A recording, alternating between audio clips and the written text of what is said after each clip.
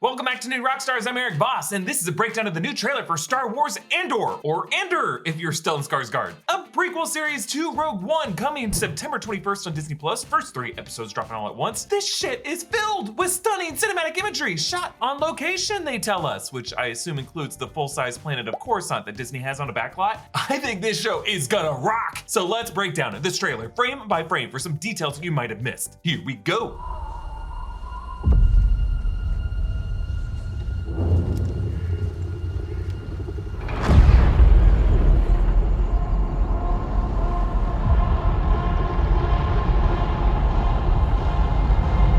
Okay, the trailer opens with these hikers climbing through the real-life Scottish Highlands. Series creator Tony Gilroy confirmed to Empire magazine that Andor is the first Star Wars Disney Plus series to not use that volume technology, says it was created and used for The Mandalorian and the Book of Boba Fett and Obi-Wan Kenobi. And while I loved what they were able to accomplish with that, you can totally feel the difference here. Like, we have seen these Scottish hills in a number of titles over the years, so we just have an innate understanding of how vast they are. So to compare this terrain with an Imperial Star Destroyer just more effectively shocks us with scale than we would be if we saw it looming over a fictional extraterrestrial landscape. I mean, take it from a guy who just last weekend hiked through the Redwood Forest, aka Andor. Earth's nature can be surreal and beautiful enough to evoke that classic Star Wars rush of escapism. I love the thud of a sonic boom announcing the arrival of the Imperials.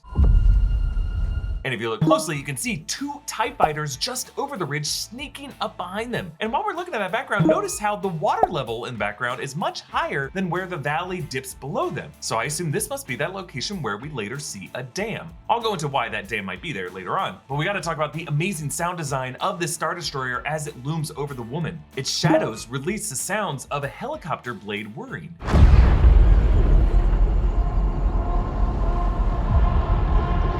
Yeah, helicopter sounds reminding us of military superpowers invasions like the US and Vietnam, which George Lucas has said inspired the original trilogy, especially Return of the Jedi. I also love how the immensity of this passing Star Destroyer freaking shakes the camera, just evoking that whole aesthetic of a war documentary. And choosing Scotland here as the hiding place of these bands of rebels might be intentional, as George Lucas did tend to cast actors with Polish-British accents as Imperial officers, which is later justified in-universe as the Imperial rank and file tending to come from the core worlds, where people were more educated and talk with a certain affect, whereas the rebels tended to come from all over. So we think of this Scottish terrain with British accented Imperials looming over them. I mean, just talk to any Scot about the long history of the British oppression of Scotland. I am not filled with enough whiskey or Shrek rage to do this history justice. Let's move on.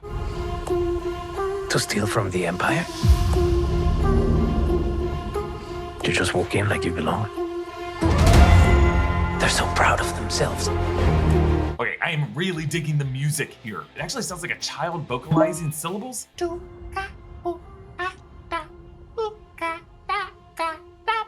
The composer of the series is the amazing Nicholas Britell, who does HBO's Succession, and he told Variety about creating a soundscape that he called Orchestral Plus with a mix of textures and sound worlds. Whatever this is, this kid's voice just fits so well over the shot of who I assume is young Cassian Andor, overlooking this vast terraced pit. Not terrorist, terraced. Looks like a mining quarry, or maybe the attempts to build a subterranean base. Now I counted, because that's just what I do, I counted 26 terraced layers on the far side, and then looking over on the near side, the right of the frame, each of those layers has like 3 to 6 smaller terraced steps to it. Meaning that whoever dug this dug several hundred layers deep. Like this went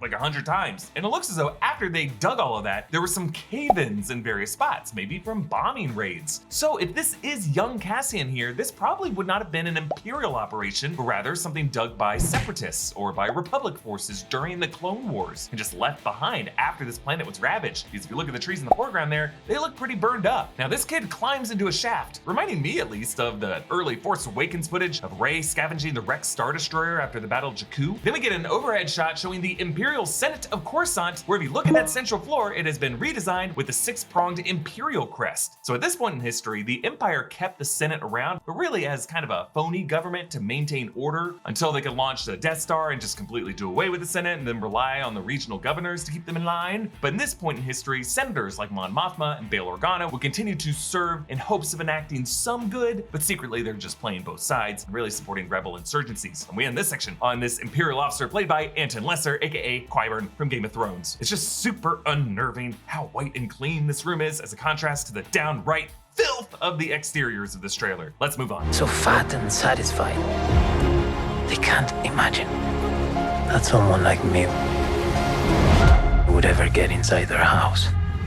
Okay, here we get a close-up of young Cassian's shoes, where it looks like he's stuffed rags in there, maybe his socks so the shoes fit better. Actually, his puffy yellow top looks like it might be one of those workman's jackets that's worn by scrap workers in other parts of the trailer. So this kid might have just found all these clothes and then tied all the loose fabric around him so it just fits him better. I like how in this control room, the display is glitching. It actually has the same black background analog display style that we saw in the original A New Hope when they were going through the Death Star battle plans, or when we saw those Death Star battle plans when they were being uploaded and transferred in the final scenes of Rogue One. I just love how consistent all this is. And yeah, it looks like Cassian as an adult will spend some time either in disguise as an Imperial cadet, or maybe just as someone who actually served the Empire for a period of time, but maybe got flipped, had some kind of dual loyalty. I mean, the guy is a spy. And as we saw with Tala and Obi-Wan Kenobi, it seems like there are people all over the Empire in these kind of positions. Next clip. Cassian Andor. The Empire is choking us so slowly. We're starting not to notice. What I'm asking is this. Wouldn't you rather give it all to something real? Okay, Stellan Skarsgård plays Luthen Rael, a rebel but with an interesting double life that we'll get to later. Here he recruits Cassian saying, "The Empire is choking us so slowly we're starting not to notice." I love it, describing the way the Empire has warped these societies from the ground up, normalizing the authoritarian rule. It also reminds us of how Darth Vader choked Admiral Motti so slowly at first that Motti didn't even realize he was suffocating. And that is what the Empire does, folks. Whether it's entire subjugated societies or its own ranks, it's an equal opportunity choker. Denise Goff's character marches in flanked by Death Troopers. Remember, Death Troopers are the taller elite commandos who we saw with Krennic at the beginning of Rogue One. Closed captioning confirms that her character's name is Dedra Miro. Judging from her white uniform, she's probably part of the ISB. That's the Imperial Security Bureau, the SS-style division that we also saw in Rogue One. You don't mess around with these guys. Adria Arjona's character flees a local patrolman, and there's an Arbish sign to her right that ends with YO, and then there's a pink one on the right side that's just too blurry to make out. I tried so hard for you all to figure out what it said, and I failed. I failed, I'm sorry, but it's probably something like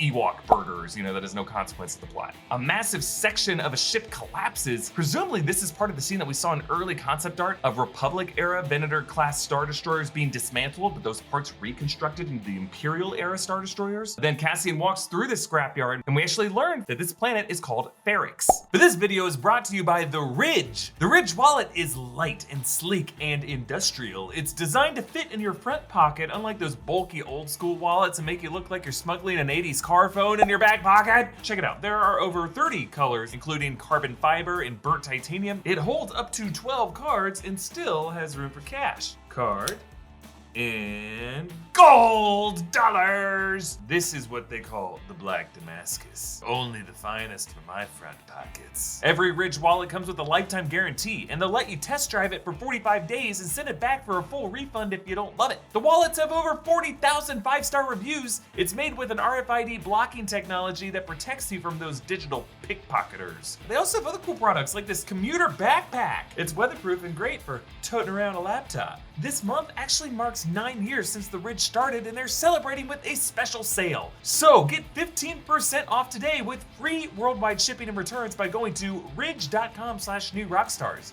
That's ridge.com/newrockstars and use code NEWROCKSTARS. Find the link in the video's description. Let's move on. I need all the heroes I can get. For the greater good. Call it what you will. Let's call it war. So Luthen lands on a new planet and cloaks himself. His speeder cuts across a checkerboard patchwork of different crops being farmed. The variety of terrain is just so interesting. Looks like we got dusty orange clay, then blue water, but also green swamp. And then we see our old friends, the Partisans. You remember them, Saw Gerrera's group from Rogue One who accompanied him on Jedha. Some familiar faces show up here. One of the Two Tubes brothers, I'm assuming this is Edrio Two Tubes, he keeps watch over this hidden base, and down below is a starfighter, an early X-Wing. So in Star Wars canonical history, X-Wings only now started to be rolled out. They came from the Incom Corporation's redesigns from their Clone Wars era starfighters like the Z-95. These X-Wings were originally intended for the Imperial Navy, but the Empire got cheap and then went with the CNR Fleet System's less expensive TIE fighter line, which allowed the Rebel Alliance then to adopt the X-Wing as their predominant starfighter. So yeah, this would definitely be one of the earlier X-Wings we've seen in the live action Star Wars chronology. And if you look down on that lower level, you can barely make out Moroff. That's a white furred fella who's part of the Partisans in Rogue One. Inside, as the Partisans raise their guns, the closest to us, I think that might be a younger Retief QB, the Talpini, played by Warwick Davis in Rogue One. It'd be pretty cool if Warwick came back for this too. Then Forrest Whitaker returns as Saw Gerrera, leader of the Partisans. Notice his hair is less gray than we see him in Rogue One, but here he bears that scar across his face that he had when we last saw him in Bad Batch. Saw says, "Let's call it war," because this guy's always been leading up the most extreme branch of the Rebel Alliance. His methods looked down on as too violent and terroristic for the likes of Mon Mothma. Let's move on. There's fermenting out there, son. Pockets of fermenting. You're in my net. Are you a fish? Or are you a thief? Okay, 3 mobile tac pods descend to Barracks, and we get a close-up of Kyle Solar's Inspector character named Cyril Karn, who in the previous teaser is seen reacting to a bounty holoprojection of Cassian Andor, telling us that he is going to be pursuing Cassian. Meanwhile, there's another guy in his unit, Sergeant Linus Mosk, who says, "There's fomenting out there, sir. Pockets of fomenting." And I already love the writing on this show. Pockets of fomenting? It's just such a specific way to describe an uprising, but in a dead serious tone. I'm gonna start using that, like, someone tweeted implying not every second of Iron Fist or Agents of S.H.I.E.L.D. is MCU canon. Pockets of fomenting forming. Pockets of fomenting! As Mosk exits this tac pod, the Orbesh above the ramp reads, "Caution." I was able to make out that one. Then a Lambda-class shuttle lands on Ferrix, and Dedra Miro meets with other officers as they observe a holo display of their base. Miro says to Adria Arjona's character, who's captured, interrogating her, "You're in my net. Are you a fish or are you a thief?" Which is another interesting line, because neither option is really great for her. If she's a thief, she'll be turned over to the local law enforcement, but if she's a fish, it means she is a rebel insurgent that Miro was trying to catch in that net. On to the next clip. You're slipping. I'm not slipping. I've just been hiding for too long. Interesting. So here we see Luthen's double life, or maybe part of his backstory. He puts on several golden rings and dresses and fancy robes as he welcomes Mon Mothma into this shop on Coruscant, a location with a trove of antiquities. Whoever his partner in crime is here, maybe his daughter, is named Clea, and she says he's slipping. So are they both playing parts? Are they embedded on Coruscant trying to get close to VIPs? And if so, is Luthen aware of Mon Mothma's true loyalties yet? Are both of these people putting up fronts trying to suss each other out? All we know is that Luthen has long hair here, but then in different parts of the series, he cuts his hair, and there's a scene where he's playing a pretty significant role, piloting a starfighter in a battle with TIE fighters. He shoots down a TIE bomber as he barrels towards this interesting looking Star Destroyer with an alternate design, including some dishes on the sides. According to Lucasfilm's Bill Sostak, this is designer Colin Cantwell's early 1974 proto Star Destroyer concept art, which also showed up in the Imperial recruitment hologram in Solo: A Star Wars Story. I love it when they work in the concept art like this. On to the next clip. As long as everyone thinks I'm an irritation, there's a good chance they'll miss what I'm really doing. What are you really doing?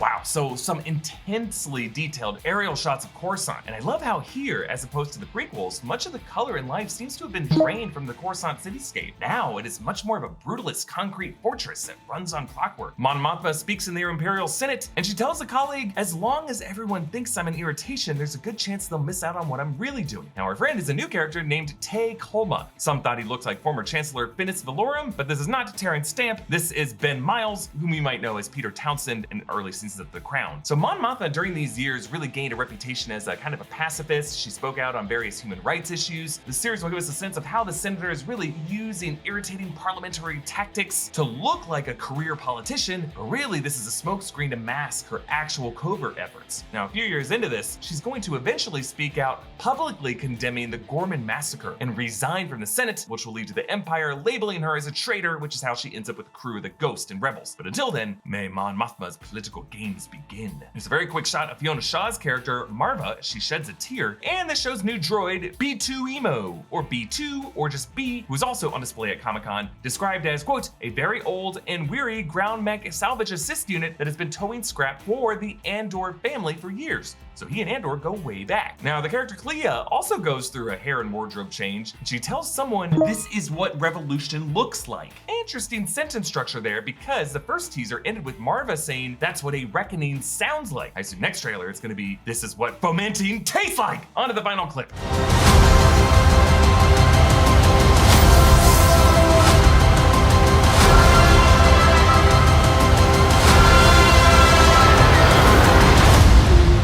Okay, 3 rebels run along that dam in a location that looks a lot like those Scottish Highlands that I talked about later. So maybe this is why the water level was higher in some parts of the hills than others. Maybe a rebel mission will be to blow this dam. Because remember, the first teaser showed water pooled in a lake where some Imperial machinery was being built in this lake and launched out of it. So maybe by draining this lake, they will stymie whatever that Imperial operation is. Then a shot of laborers in white uniforms running barefoot down a tunnel that might be a prison camp. Actually, it looks like Cassian is among them, probably helping them break out of it. This could be the dangerous mission on Aldhani that was mentioned at that Comic-Con display. I'm wondering if this could be the labor camp where engineers build KX series droids. This could be where Cassian meets and reprograms K2SO. Then there's this interesting looking figure performing a medical procedure with eyepieces smushed into his face that some are comparing to Maz Kanata, but this is a completely different race than Maz Kanata. Maz Kanata did not have 4 arms. Maz Kanata. And then this completely heavenly shot of a dropship outrunning a debris field over a cloud layer. Never has complete chaos looked more beautiful. I mean, maybe the ship is outrunning the debris of a shattered Star Destroyer that's now raining down on this planet. I don't know what's going on. It just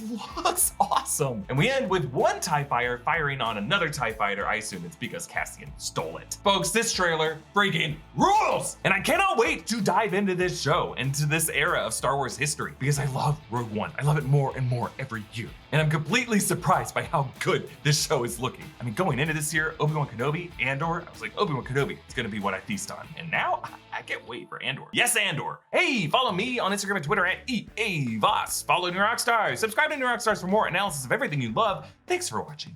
Bye.